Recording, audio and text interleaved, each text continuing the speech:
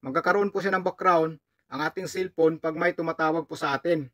Ganito lang po ang paglagay ng call background sa ating mga cellphone. Una, pindutin niyo yung phone. Yan, tapos yung tatlong tuldok sa taas, pindutin niyo po sa right side.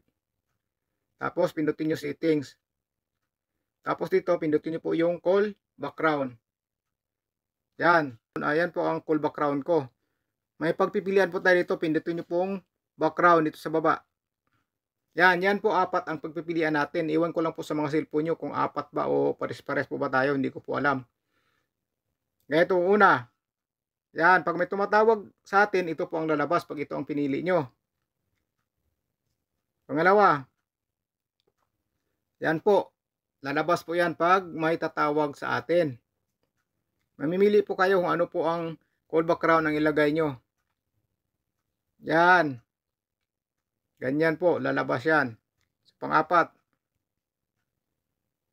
Yan, may sumasayaw-sayaw. Sa akin, pipiliin ko po yung pangatlo. Yan. Pipiliin ko po yan. Set a call background. Yan po pipindutin nyo. Ayan, call background applied. So, pag may tumatawag sa akin, yan na po ang lalabas. So, ganun lang po. Maraming salamat po. Ingat po kayo. God bless po sa inyong lahat.